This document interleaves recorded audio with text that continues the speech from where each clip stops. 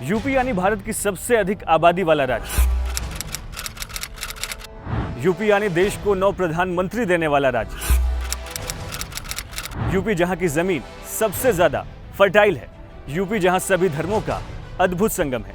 आप उत्तर प्रदेश को किस लिए जानते हैं? यहाँ की राजनीति, क्राइम, इसके पिछड़ेपन, या फिर यहाँ की सांस्कृतिक विरासत और इसके गौरवपूर्ण इतिहास के नाते? वजह कुछ भी हो, आज हम आपको यहाँ की कल्चरल हेरिटेज और इसके ग्लोरियस हिस्ट्री के बहाने यहाँ की एंशिएंट हिस्ट्री की बात अपने इस वीडियो में करेंगे।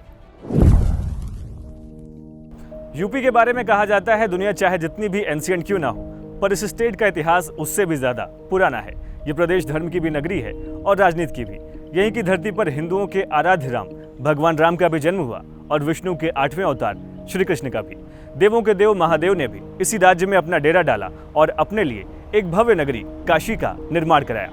बौद्ध और जैन जैसे 2 महान धर्म भी यहीं से पैदा हुए। यहीं की माटी में गंगा, यमुना और अदृश्य सरस्वती का संगम हुआ। इसी स्टेट के लिए तमाम लड़ाइयां लड़ी गईं और इस प्रदेश के ही लोगों ने सबसे पहले 1857 में एक महान विद्रोह कर अंग्रेजों को उनके गलत कामों का उत्तर दिया, जिसे first war of Indian independence के नाम से जाना गया। इस वजह से उत्तर प्रदेश की सांस्कृतिक विरासत पर न सिर्फ यूपी के लोगों को बल्कि पूरे भारत को नाज है। इस प्रदेश में आप जितना भी डूबेंगे उतने ही इसके ऐतिहासिक साक्ष्य और कहानी आपको मिलती जाएंगी। आइए समझते हैं कि कैसे। यूपी की ऑफिशियल इंफॉर्मेशन के अकॉर्डिंग यहाँ पर पैलेओलिथिक पीरियड यानी कि पूरा पाषाण काल के एविडेंसेस पाए गए हैं। ये उस समय के साक्ष्य हैं जब इंसान नहीं बल्कि आदि मानव की तरह गुफाओं में रहता था। इस टाइम पीरियड से जुड़े एविडेंसेस में प्रयागराज के पास मौजूद रही बेलन घाटी, सोनभद्र की सिंगरौली घाटी और चंदौली की चकिया तहसील शामिल है। बेलन घाटी इलाके से ही यहाँ लोहदा नाला साइट से अस्थि निर्मित यानी कि बोन में मातृ देवी का एक स्टैच्यू भी मिला था। यूपी के बारे में पूरा पाषाण काल की ऐतिहासिक जानकारी 1949 से 1966 के बीच मिली, जब इलाहाबाद विश्वविद्यालय के प्रोफेसर जी.आर. शर्मा ने यहाँ की आर्कियोलॉजिकल इंपॉर्टेंस को देखते हुए यहाँ पर खुदाई कराई। मध्य पाषाण काल यानी कि मेसोलिथिक पीरियड, यानी वो दौर जब वर्ल्ड क्लाइमेट में चेंजेस हो रहे थे, पौधों और जानवरों का विकास हो रहा था, इंसानों के लिए शिकार और भोजन इकट्ठा करना आसान हो गया था और ह्यूमन स्पीसीज के लिए सर्वाइवल की संभावनाएं भी काफी बढ़ गई थी। उस मध्य पाषाण काल के भी एविडेंसेस यूपी में पाए गए हैं। इनमें मोरहना पहाड़, बगही खोल और लिखैया जैसी साइट्स शामिल हैं। प्रयागराज से मेजा, करछना, कोरांव, प्रतापगढ़ से सराय नाहर राय, महाददा और दमदमा में मध्य पाषाण काल के साक्ष्य पाए गए हैं। नवपाषाण काल यानी कि न्यूलिथिक पीरियड, जब इंसानों ने खेती और पशुपालन सीखा, पत्थर के औजारों का घर्षण जाना और एक जगह स्थिर होकर रहना सीखा, तो एक नए दौर की शुरुआत हुई। इस दौर को कहा गया नवपाषाण काल यानी कि न्यूलिथिक पीरियड। इस समय के भी साक्ष्य प्रयागराज की बेलन घाटी में मौजूद कोलडेवा, महागढ़ा और पंचों में पाए गए हैं। इधर मिर्जापुर, सोनभद्र और प्रतापगढ़ में भी नवपाषाण काल के साक्ष्य पाए गए हैं। खेती किसानी का सबसे पुराना साक्ष्य भी यूपी में ही मिला है। यूपी का एक जिला है संत कबीर नगर। यहाँ लहुरा देव नाम की एक जगह है जहाँ खेती के सबसे एंशिएंट एविडेंस पाए गए हैं। बेलन घाटी की कोलडीवा में चावल की भूसी के प्राचीनतम साक्ष्य पाए गए हैं। यहाँ तक आते आते जब इंसानों ने रहना, खाना और खेती करना सीख लिया तो ह्यूमंस की पॉपुलेशन भी काफी इंक्रीज हो गई।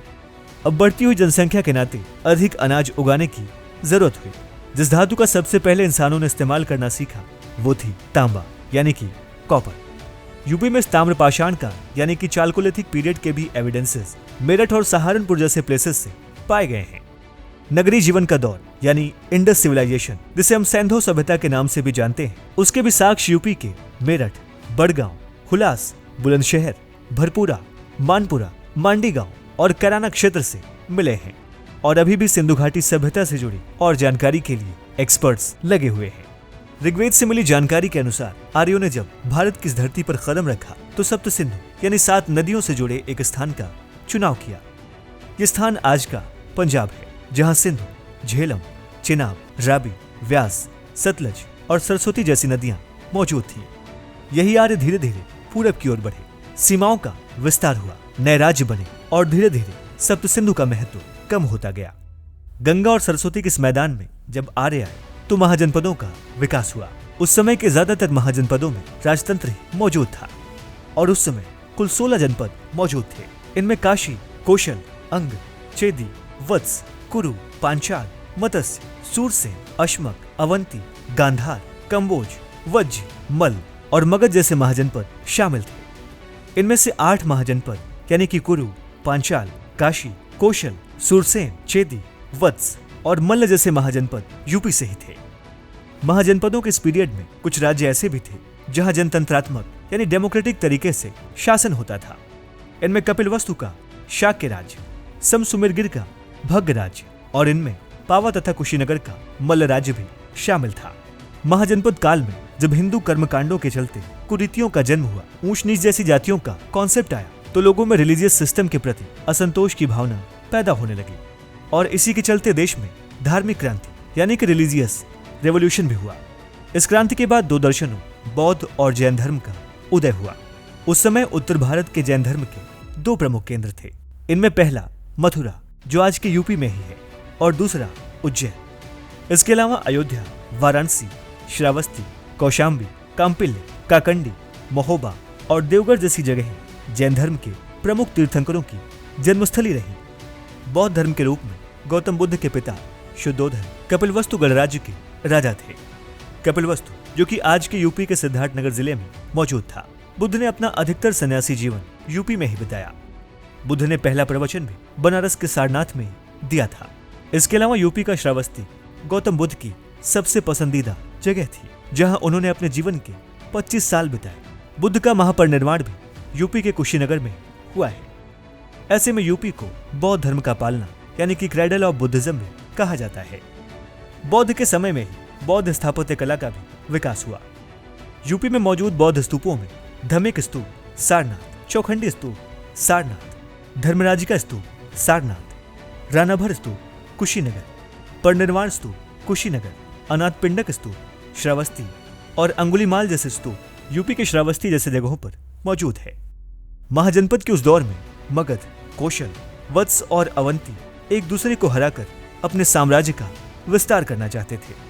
इन चारों महाजनपदों में मगध महाजनपद धीरे धीरे शक्तिशाली हो गया। इसकी वजह थी मगध साम्राज्य के चारों ओर फैले राजगीर की पहाड़ियां, जिसने सामरिक रूप से मगध को सुरक्षा दी।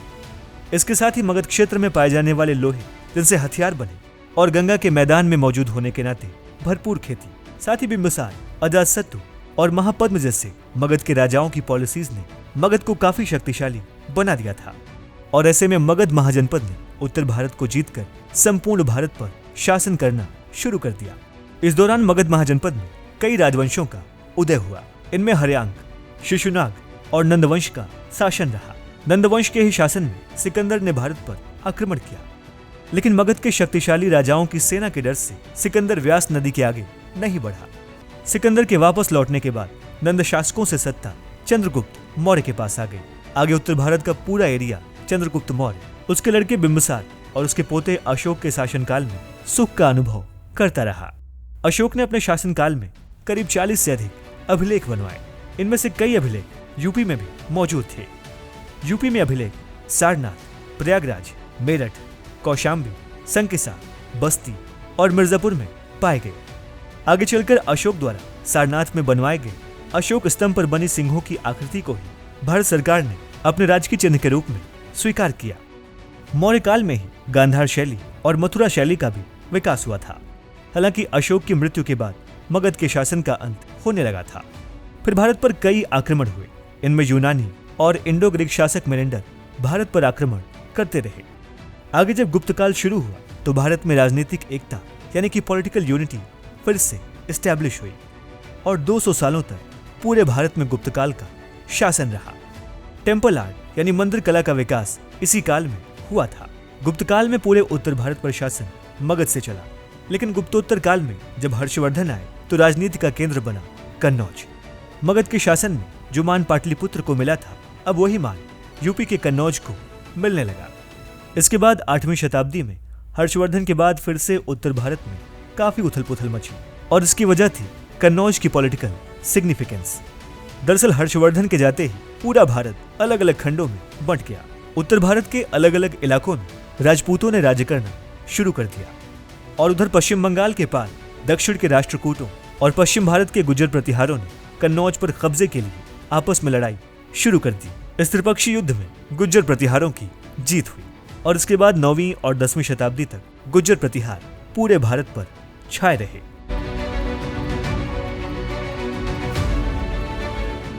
यूपी के इतिहास सीरीज में हम एंशिएंट हिस्ट्री से जुड़े और भी इंपॉर्टेंट टॉपिक्स पर वीडियोस बनाते रहेंगे। आपसे रिक्वेस्ट है कि आप कमेंट करके हमें जरूर बताएं कि आपको हमारा ये वीडियो कैसा लगा।